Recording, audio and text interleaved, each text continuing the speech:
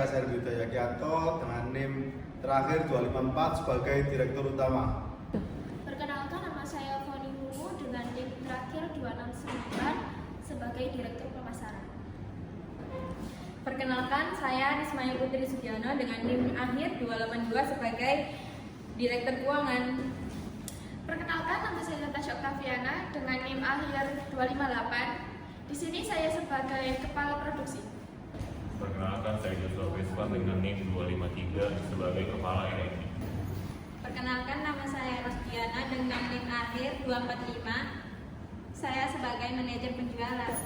Perkenalkan, nama saya Dwi Agustin dengan NIM akhir 284 sebagai Manajer Marketing. Perkenalkan, nama saya Nurul Bagel Fatica dengan NIM 256 sebagai Asisten Direktur Utama.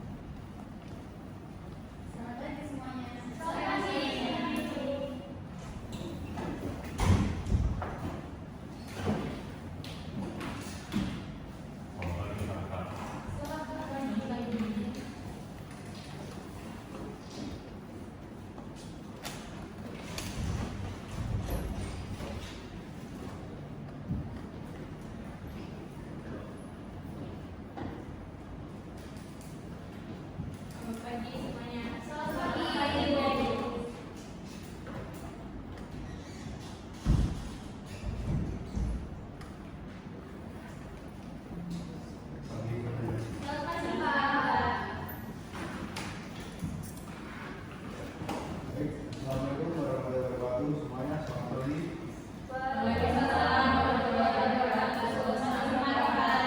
Terima kasih telah berkenan hadir dalam rapat penting untuk membahas Wawina Wasra atau brand baru kita yang inovatif.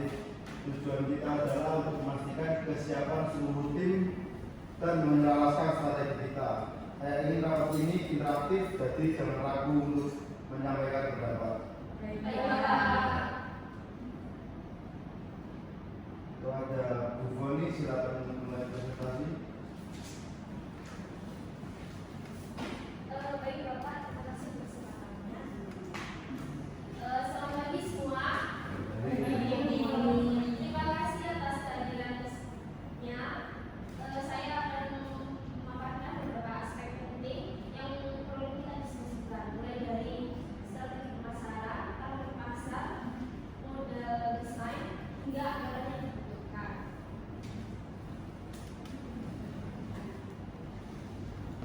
Oke, sebelum memulai presentasi, saya silakan mempunyai minat dan waktu disilakan.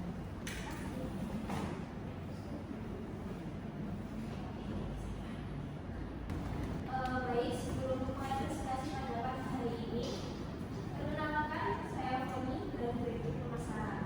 Hari ini kami akan mempresentasikan mengenai rencana peluncuran produk baru yaitu Tosa. Berikut topik pembahasan yang akan kami bahas. Yang pertama ada pengenalan produk baru, yang kedua ada model desain, yang ketiga ada analisis SWOT, yang keempat ada strategi pemasaran, yang kelima ada target pasar, dan yang terakhir ada anggaran yang akan dibutuhkan. Selanjutnya, batik fashion modern adalah representasi dinamis dari warisan budaya Indonesia yang berpadu dengan inovasi desain terkini. Batik ini hadir dalam berbagai corak kontemporer, tidak hanya pada motif tradisional. Desainer mengeksplorasi motif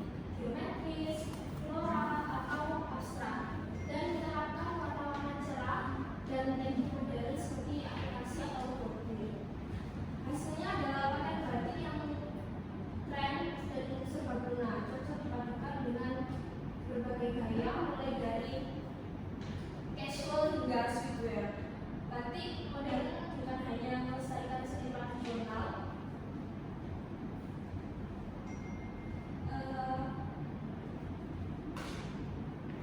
tetapi juga mendukung industri lokal dan menawarkan pilihan busana yang unik dan berkelanjutan. Contohnya seperti yang ada di gambar.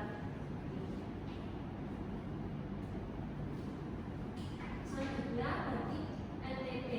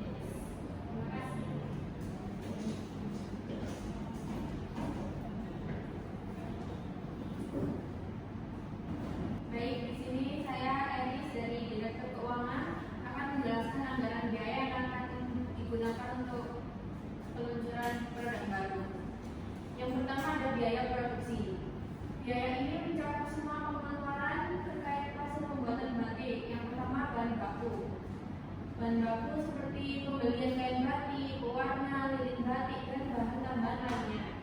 Yang kedua adalah tenaga kerja.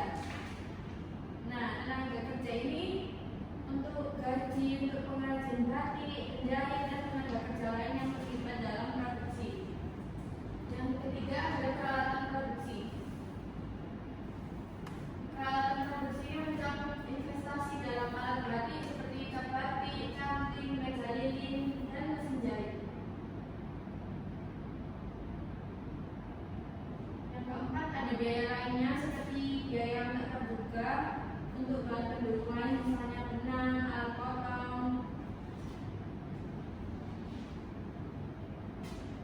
Anggarannya itu mencakup bahan baku jumlahnya 50 juta, tenaga kerja jumlahnya 30 juta, peralatan produksi 20 juta, biaya lainnya 10 juta. Total biaya produksi semuanya 110 juta.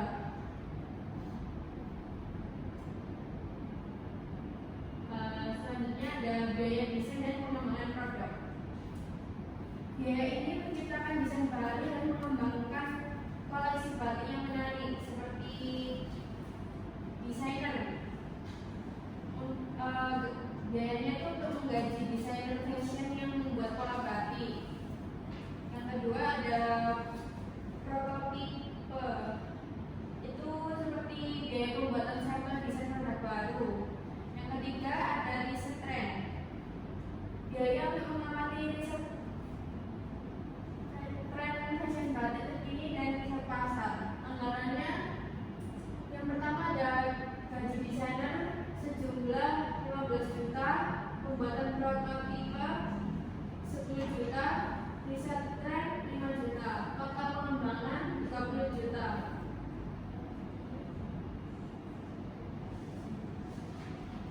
Nah, yang ketiga ada biaya pemasaran dan promosi. Pemasaran produk batik agar lebih dikenal luas. Ada tiga. Iklan. Nah, iklan ini anggarannya untuk iklan di media sosial, majalah, dan televisi. Yang kedua ada pameran dan event. Biaya mengikuti pameran fashion atau event untuk mengenalkan produk. Yang ketiga menyewa influencer atau endorse.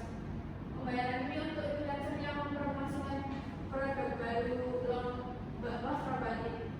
Anggarannya yang pertama iklan. Iklannya itu sejumlah 25 juta, pameran dan event 10 juta, influencer dan endorse 15 juta, total pemasaran 50 juta. Yang keempat ada biaya distribusi dan penjualan. Anggaran yang diperlukan untuk mendistribusikan dan menjual produk di pasar itu ada tiga. Saluran penjualan itu untuk menjaga toko online atau fisik. Yang kedua ada pengiriman, biaya pengiriman ke pelanggan atau toko retail. Yang ketiga ada kemasan. Nah, kemasan ini untuk biaya kemasan produk. Anggarannya ada tiga. Yang pertama saluran penjualan sejumlah 1 juta, pengiriman sejumlah 1 juta, kemasan sejumlah 5 juta, total distribusi 22 juta.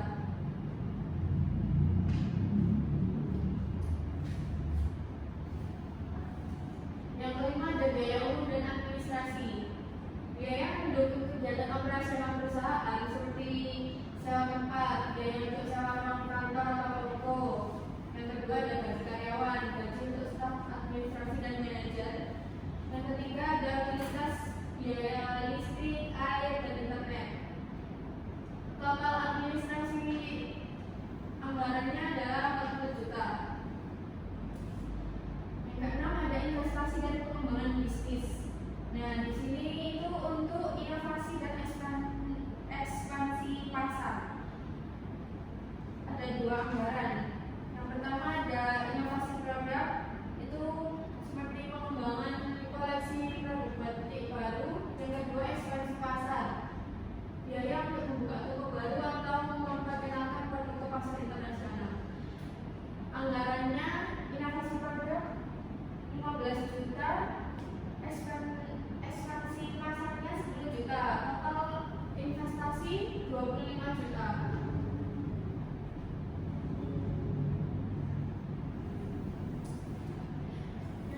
Ketujuh ada cadangan dan keuangan.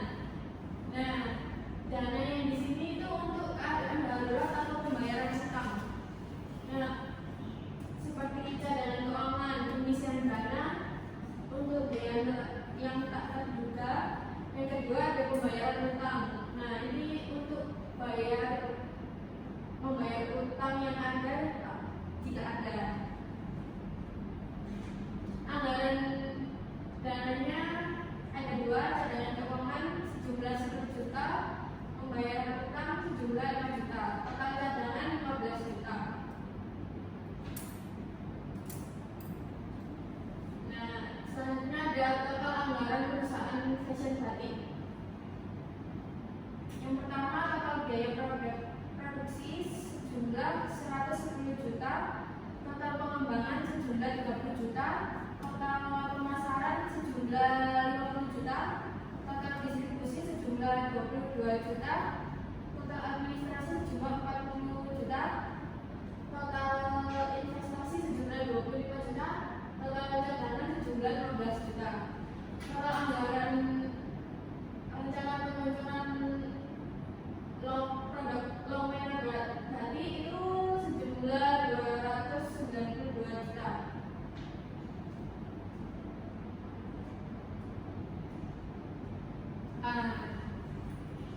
Terakhir kesimpulannya itu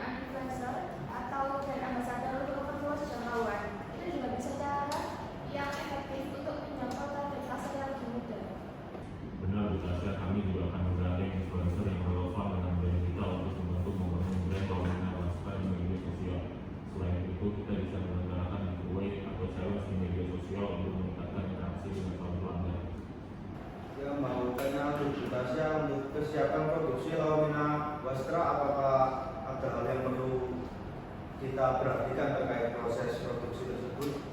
Untuk produksi sudah siap Pak Yudha.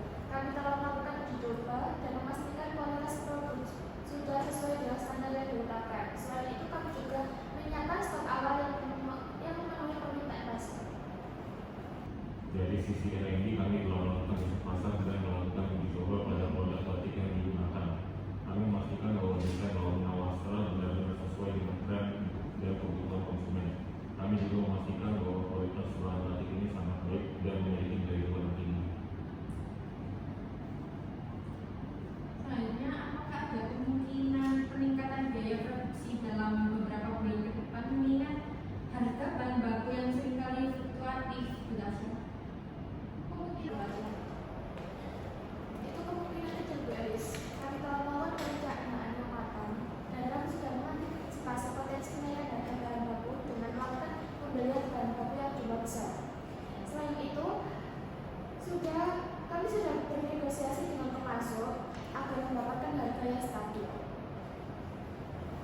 Oke, baik. Mengenai distribusi, apakah ada update terbaru tentang hal ini, Bu Tasya?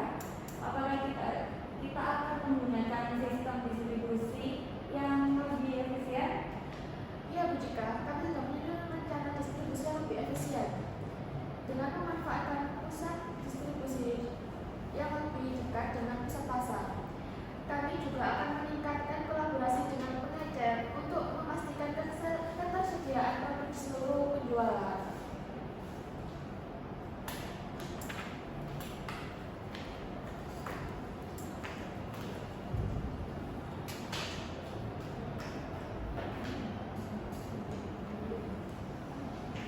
Baik, terima kasih untuk Bu Tasya dan Bu Cika atas penjelasannya. Sekarang saya ingin membahas lebih jauh tentang target pasar Lawina Wastra.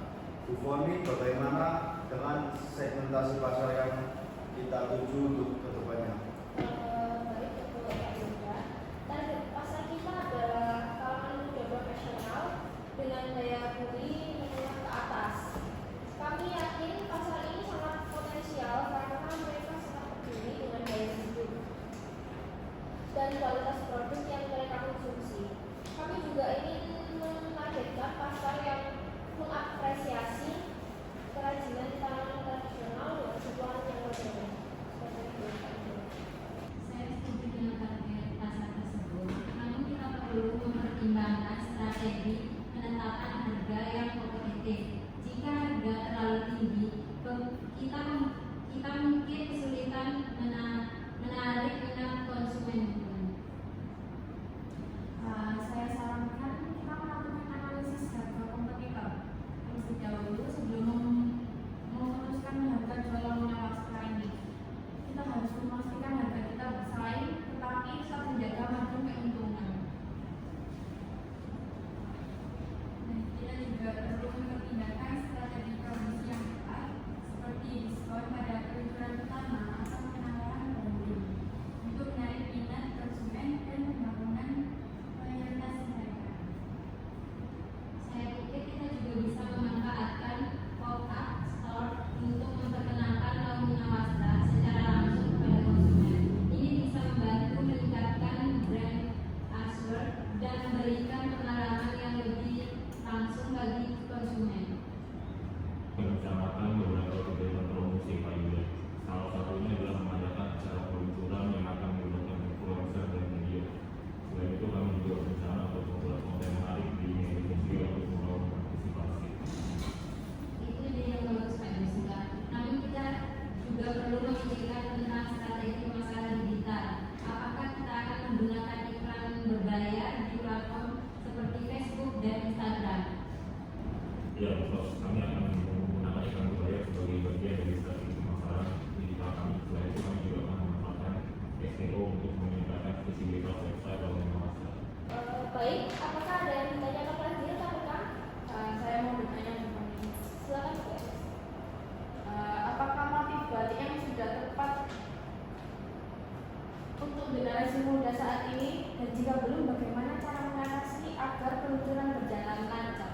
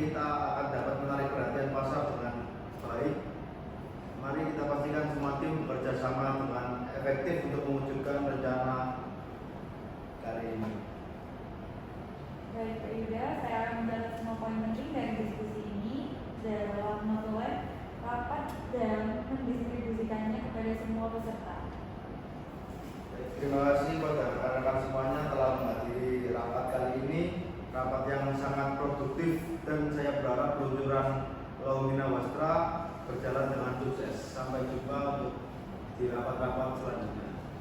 Baik, terima kasih Mas Faida.